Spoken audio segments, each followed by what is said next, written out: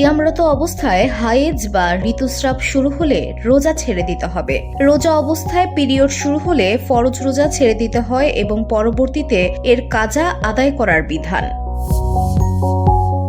নারীর পিরিয়ডের ঋতুস্রাবের সময়সীমা ৬ বা ৭ দিন হয়, কিন্তু মাঝে মধ্যে এই সময়সীমা বৃদ্ধি হয়ে ৮, ৯, ১০ অথবা ১১ দিনে গড়ায়। তাহলে পবিত্র না হওয়া পর্যন্ত তাকে নামাজ আদায় ও রোজা রাখতে পারবেন না।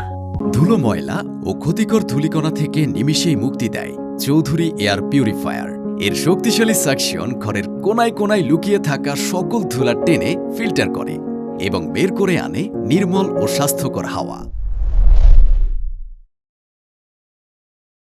আধুনিক যুগে ওষুধ খেয়ে পিরিয়ড সাময়িকভাবে বন্ধ রাখা যায়। কোনো নারী যদি ওষুধ খেয়ে রোজা রাখতে চান তাহলে তার রোজা হয়ে যাবে। তবে প্রাকৃতিক নিয়মে ব্যত্যয় ঘটানো অনেক সময় স্বাস্থ্যের জন্য ক্ষতিকর প্রমাণিত হয়। তাই আল্লাহর স্বাভাবিক নিয়ম অনুযায়ী চলা এবং ওষুধ গ্রহণ না করাই শ্রেয়।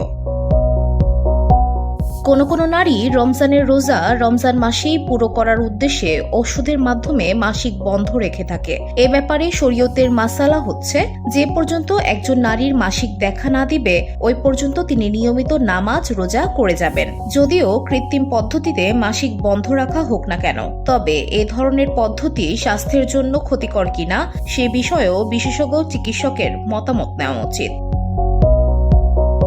ওষুধ সেবনের কারণে হলেও একজন নারী যতক্ষণ পর্যন্ত স্বাভাবিক অবস্থায় থাকবে, অর্থাৎ তার মাসিক স্রাব চালু না হবে, ততক্ষণ তাকে নামাজ রোজা করে যেতে হবে এবং এ অবস্থায় সে তাওয়াফও করতে পারবে। আর সে যেহেতু পবিত্র অবস্থাতেই নামাজ রোজা ইত্যাদি পালন করেছে, তাই পরবর্তীতে তাকে এ সময়ের নামাজ রোজার কাজা আদায় করতে হবে না। আর এ জাতীয় ওষুধ ব্যবহার করতে নিষেধাজ্ঞা নেই, কিন্তু এটি কোনো উত্তম পন্থাও নয়।